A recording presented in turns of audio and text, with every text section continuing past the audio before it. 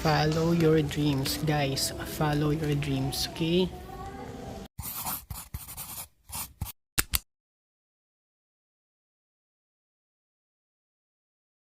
Welcome to my Hong Kong and Macau trip. So tonight, ang flight namin, originally 5 o'clock, and naka-assign kami dito sa pinakalikod na upuan ng airplane. Naka-assign ako dito sa window seat, pero ayan, wala namang window kasi pinakalikod na siya.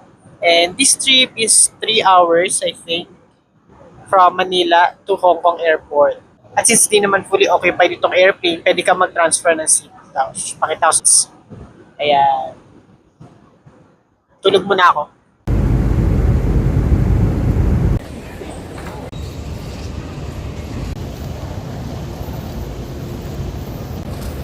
We're here, guys. Dito na kami sa Hong Kong. Good morning, guys. It's 7 a.m. and ayan, naglalakad kami. Punta kami ngayon sa Red Tea Cam Cafe for our breakfast and to start our day 1. It's 6 minutes na walking distance. Medyo hindi pa matao ngayon. Tulog pa ata yung mga tao. There are the shops. Wait. Yan. Bibilis ng mga sasakyan dito. So, make sure na susundin nyo talaga yung traffic lights nila. Kundi, hindi kayo bubuhayin. Ayan na. It's green light. Tawid-tawid na.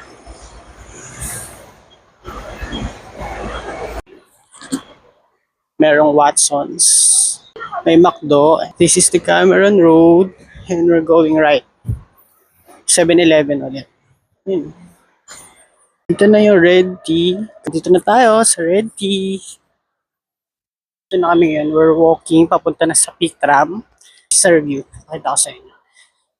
Yeah. Tall buildings. Then, so, we're finding our way papunta sa Peak Tram. Dito na po kami sa Peak Tram. And, lalakad na kami papasok doon. This is the way papasok doon. Since meron na kami reserve tickets through Klook, so dire-diretso na lang kami. Hindi na kami pumila to buy tickets pa. So, ayan. This is the way.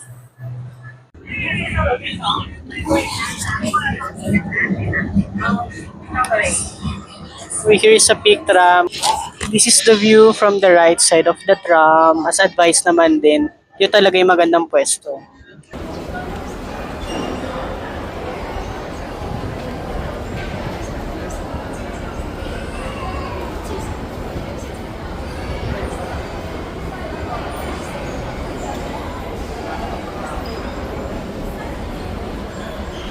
This is the view from the deck. Massive people.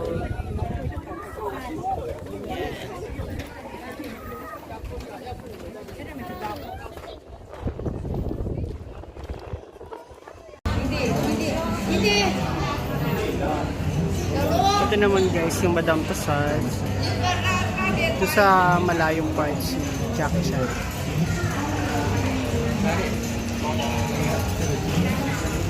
Ito lang kaya namin mag-view kasi hindi naman kami papasok sa loob. We're walking naman ngayon. Papunta kami sa Lugard Road Peak. I don't know kung anong tawag na, di namin alam. Wala na naman ako microphone. Nalobat siya. We're walking for 15 minutes na and ito na yung nakikita naming view. Okay, pero wala pa kami sa pinakataas niya. We're still looking for it. Sabi sa map, it's 3 minutes walk pa.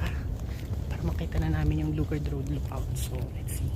It's 11 a.m. na and hindi namin nakita yung rock na hinahanap namin.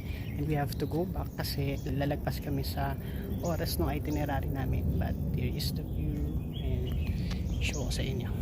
Yan. Ano pa siya papunta doon pag dinaretso. Pero hindi na kami dediretso kasi yun nga, 11 na and we have to go down na ulit. Para hindi kami malate sa aming ibang mga lakad.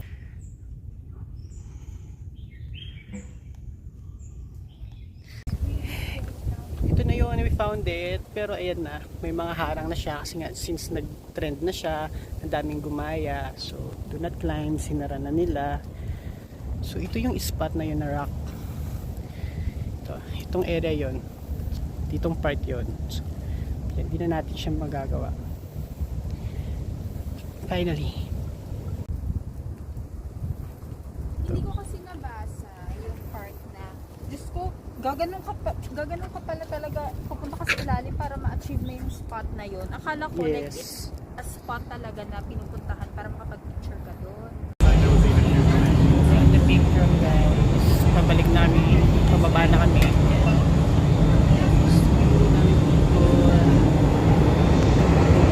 Pabalik.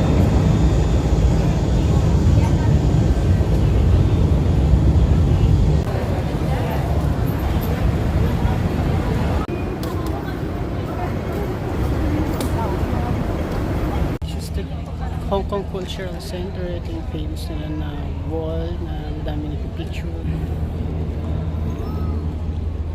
Stroll lang tayo around. And just outside this cultural heritage nila is yung clock tower on this side. Ito yun. This one. Dito kami sa loob ng Hong Kong Heritage Center. Medyo maingay kasi parang may event dun sa bandang gitna.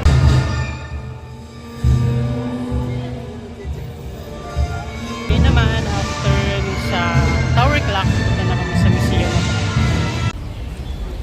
Here, a few meters away is the Museum of Art.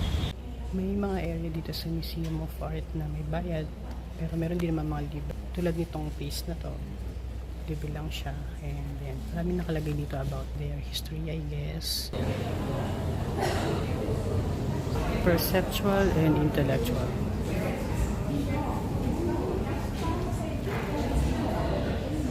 The introduction.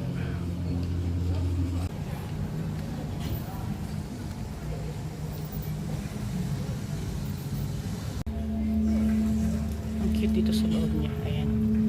Yung puno ng arts.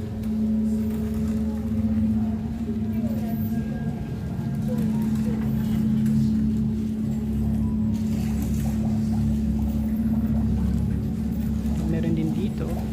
Ayan.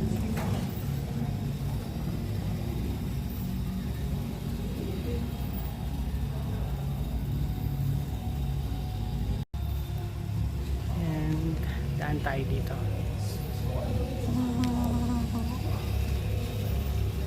Yo.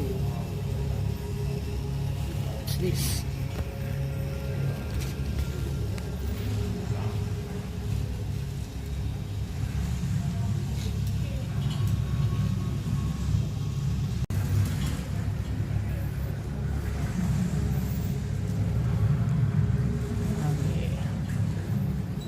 Masyadong nagigets, pero nandun na may mga explanation niya, like this one.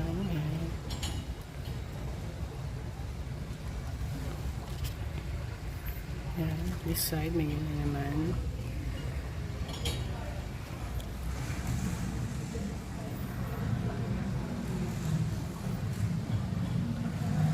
And meron din dito parang mga robotics.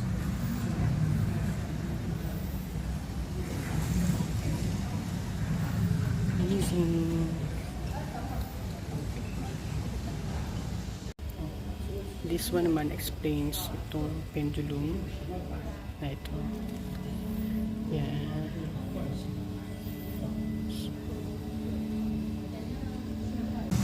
Let's just watch this.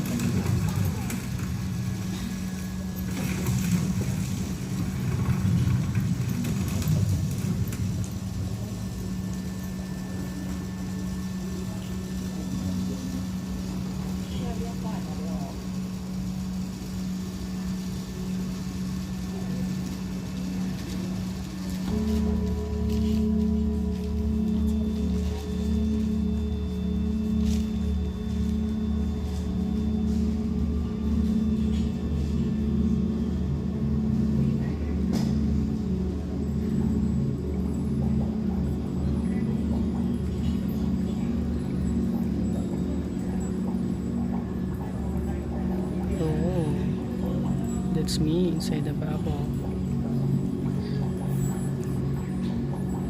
Oo, dito ka.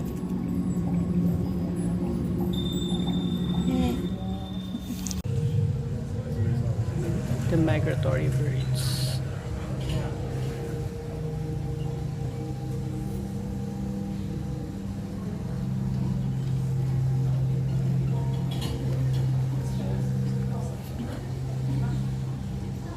Next is the art of gifting. Then on this side is the shopping in Canton. Yeah. Ito yung loob ng shop of Canton.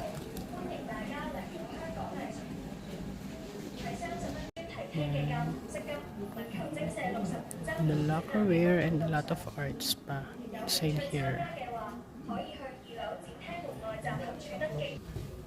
May mga fans. Ayan.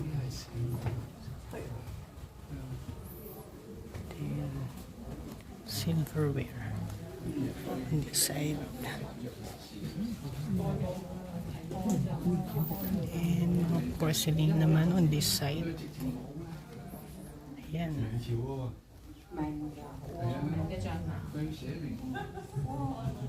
Meron siya din ng chess table. So I don't know if ito yung mga pieces nun sa chess. So baka ito yung old chess game nila. I don't know. Then dito naman may mga clocks. Ito yung mga dating mga hand pocket clocks. Just place your hand to any of those buttons. Tapos i-scan niya. Then will give you the information about that product. And that is the Mandarin Gene kasi yun yung in-scan niya dito.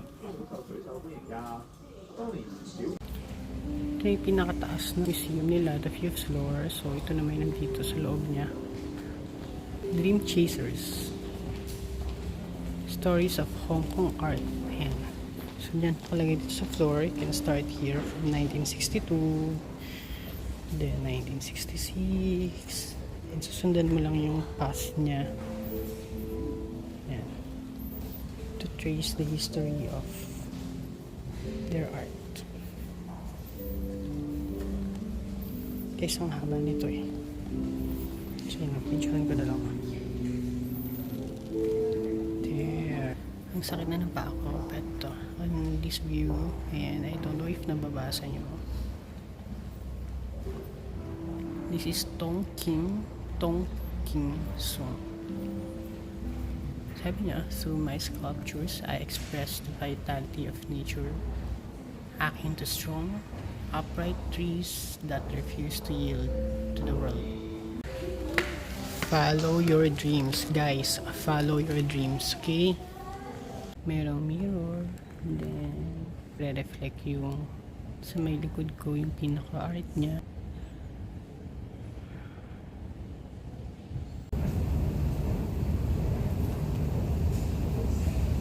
Ito na yung Victoria Harbor and